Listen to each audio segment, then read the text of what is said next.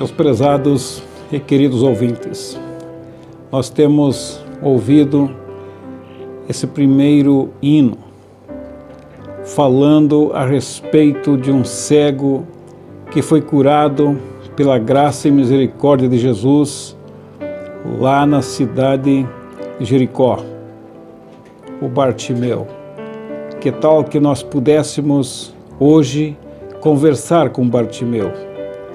Que tal que ele estivesse em nossos dias para dizer como aconteceu isso? É lógico que nós cremos na segurança, na veracidade da descrição do texto bíblico a respeito desta cura. Nós cremos nisso e graças a Deus temos essa descrição. Mas um testemunho que ele poderia dar com todos os detalhes para nós daquele momento em que ele recebeu a cura dos seus olhos, naquele momento em que recebeu luz para os seus olhos, daquele encontro com o Salvador. Ele podia, penso eu, dizer que o barulho do calçado, dos passos daquele homem, seguido por uma multidão, despertou a sua curiosidade e perguntou quem é que passava. Ao dizerem a ele que era Jesus, então ele pôs-se a gritar, a clamar em alta voz, pedindo por misericórdia: Jesus, filho de Davi, tem misericórdia de mim. Jesus, filho de Davi, tem misericórdia de mim. Enquanto aqueles que o rodeavam diziam para que ele se calasse, ele não atendeu a tais advertências. Pelo contrário, clamava com mais força ainda: Jesus, filho de Davi, tem misericórdia de mim. Meus prezados e queridos ouvintes, quando ele diz Jesus, filho de Davi, é porque ele tinha um conhecimento de onde Jesus era descendente. Alguma coisa sobre a história desse Messias prometido. O apóstolo Paulo fala a Timóteo que se lembrasse do seu evangelho, que era segundo Jesus, da descendência de Davi. Tinha algo importante aí, nesse pormenor. Ele era filho de Davi. Davi foi um símbolo, uma figura do Senhor Jesus Cristo. O seu reinado, a sua justiça, a sua valentia, as suas vitórias, a sua submissão a Deus, davam características do Davi celestial que havia de vir e aparecer em Israel. Esse cego de Jericó estava familiarizado com essas passagens bíblicas. Meu prezado e querido ouvinte, você também tem conhecimentos nas Sagradas Escrituras que possam te levar a clamar por misericórdia a Jesus, filho de Davi. Tu sabes alguma coisa a respeito dele que te inspira confiança? Já ouviste falar nele, que ele curou muitos, que deu vida a muitos mortos? Homem morto há mais de 4 dias, que já cheirava mal. Para ele não foi nada difícil em fazê-lo sair da sepultura, devolvendo-lhe a vida. Uma mãezinha chorava acompanhando o seu filho no caixão que estava indo para ser sepultado.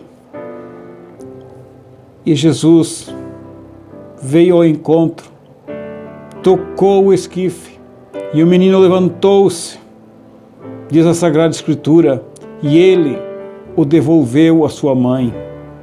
Sim, para este Jesus, o filho de Davi, não há empecilhos, não há barreiras que possa neutralizar o seu poder, a sua ação, que possa impedir qualquer coisa que ele queira fazer, queira operar. E a principal dessas coisas que ele quer operar, e veio do céu exatamente para operar esse milagre, é o milagre da reconciliação do homem com o seu Criador. Tenho lido hoje à tarde que o Senhor Jesus Cristo, conversando com seus discípulos e as demais pessoas que estavam ali em sua volta, que não eram poucas, não,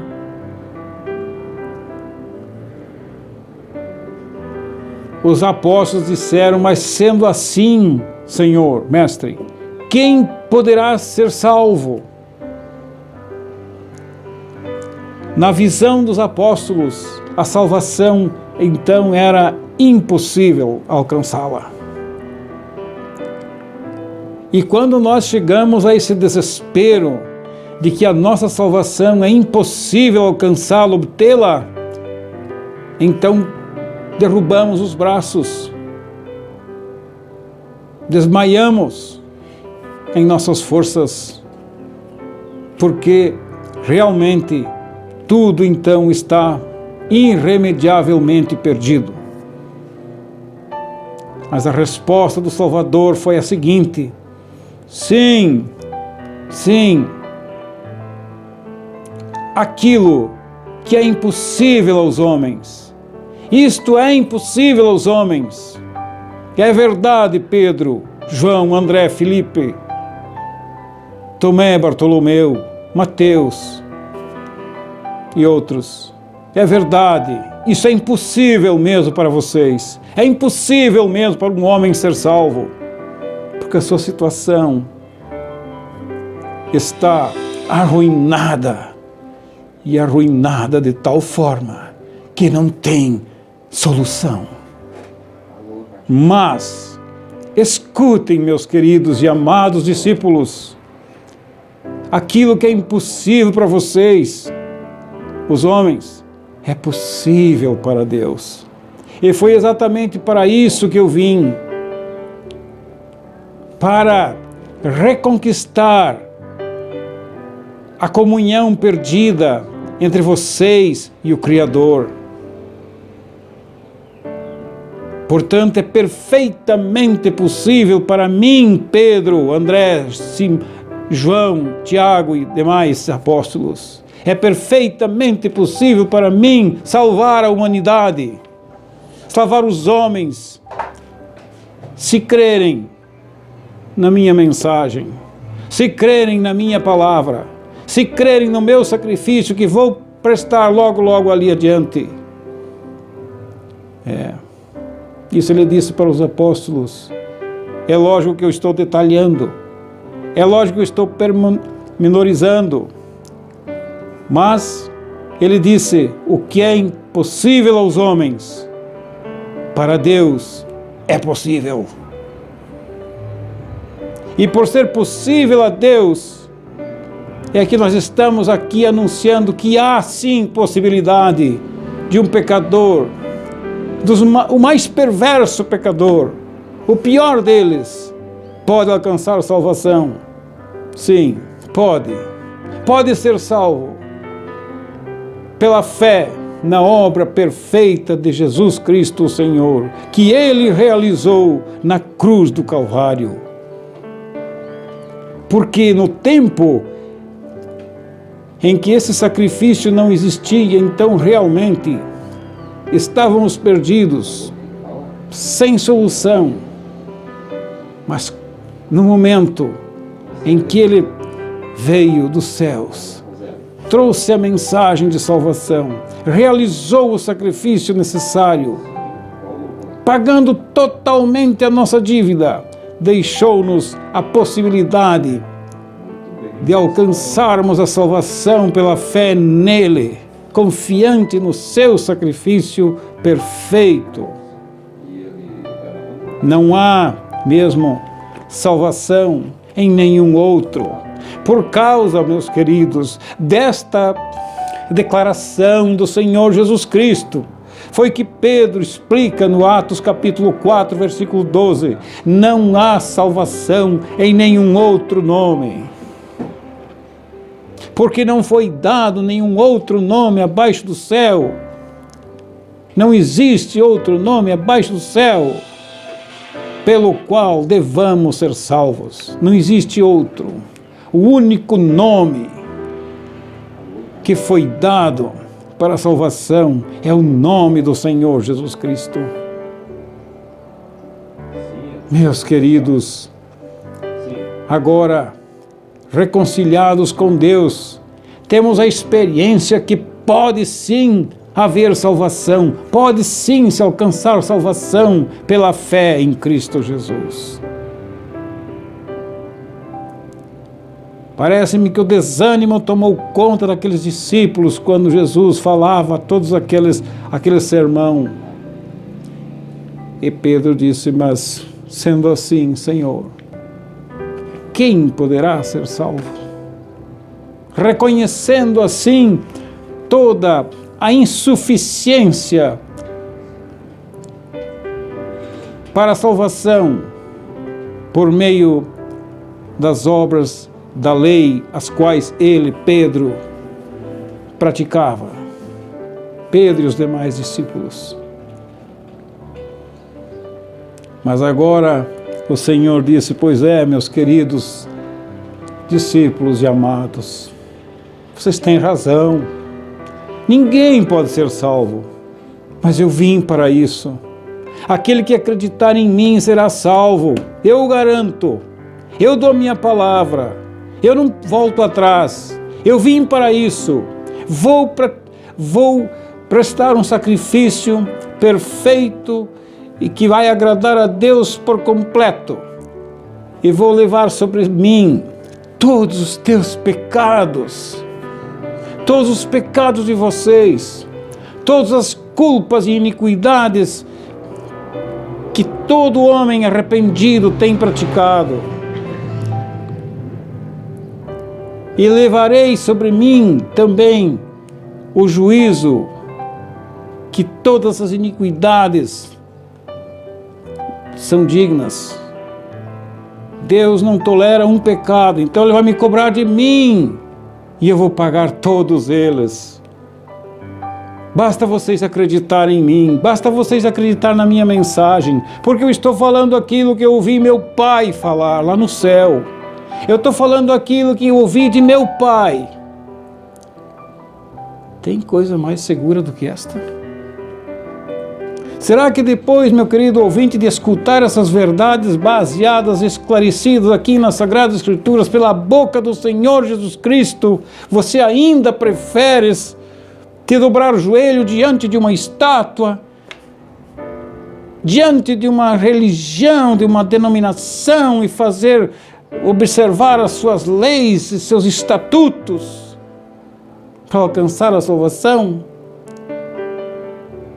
Se Pedro, observando a lei santa do Antigo Testamento de Deus dada por Moisés, foi levado a dizer com toda clareza, sendo assim, quem poderá ser salvo?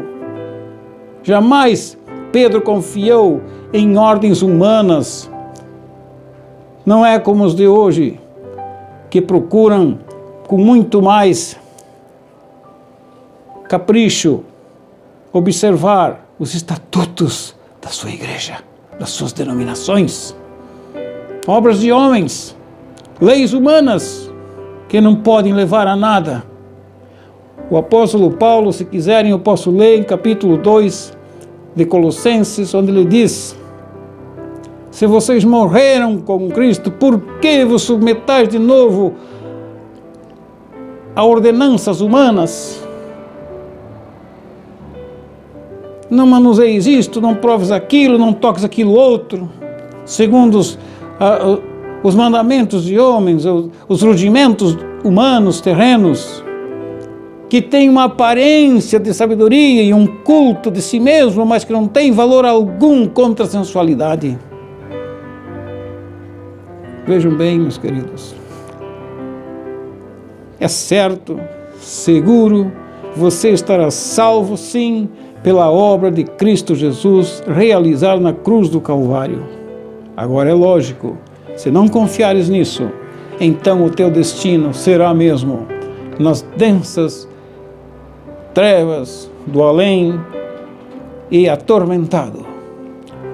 Eu gostaria de fazer aqui uma lembrança de uma passagem que está em Eclesiastes capítulo 12, que diz: lembra-te do teu Criador nos dias da tua mocidade, antes que venham os maus dias e cheguem os anos dos quais dirás, não tenho neles prazer. E lá no versículo 6, versículo 5, diz: porque vais à casa eterna. Uma pessoa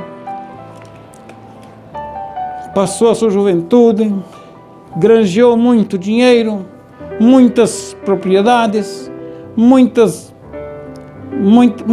comodismo, muita fama, muito renome, muita aparência aqui nesse mundo, muita admiração dos seus vizinhos, amigos, enfim. Vai morrer, vai para a casa eterna. E quando chega nesse ponto de ir para a casa eterna, que estão levando para a casa eterna aquele corpo daquele homem que obteve tanta bênção terrena, tantas vitórias, tantas grandezas, tantos conforto e luxos, vaidades, não se lembrou do seu Criador e está indo para a casa eterna. Depois que vai chegar nesse dia, é tarde demais procurar acertar as contas por meio da misericórdia que o cego de Jericó clamou. Será tarde demais, pois aí tu já está selado o teu destino na eternidade, e só tem dois: ou no céu com o Senhor e os demais servos seus, ou nos tormentos eternos, onde não pode mais sair, e onde não alcançará mais socorro, onde não alcançará mais brandura e sossego, atormentado para sempre naquela chama. Por isso, queridos, estimados ouvintes, nós, levados por esta experiência de salvação, por saber que obras e religião e caprichos daqui e diligência dali não me alcançou a salvação, o perdão de meus pecados. Tendo esta experiência, então sou levado a vir aqui todos os domingos falar a vocês que há salvação para aquele que se arrepende dos seus pecados, para aquele que conscientemente sabe de que tudo que fez está perdido, foi tempo perdido, mas ainda está em vida, ainda não está indo para a casa eterna, ainda está aqui gozando da graça salvadora de Deus, pode alcançar esta salvação, mesmo que seja velho, mesmo que seja já de cabelos brancos, como diz aqui, mesmo que já tenha perdido um eito da sua visão. Eu perdi já pela minha idade. Quando eu tinha a idade jovem, eu não sabia o que era usar óculos, mas agora eu preciso. Então, dou graças a Deus que eu já tenho esta salvação, E por eu ter esta salvação, eu sei que Jesus alcança a salvação aos que lhe pedirem por misericórdia, aos que a Ele se entregarem, a Ele confiarem, aqueles que nele crerem. E então, justificados pela fé, temos paz com Deus, por meio de nosso Senhor e Salvador Jesus Cristo. Não queres tu também fazer o mesmo? Hoje ainda é dia oportuno de clamar por misericórdia a esse Jesus, filho de Davi. Tem bom ânimo, Ele te chama.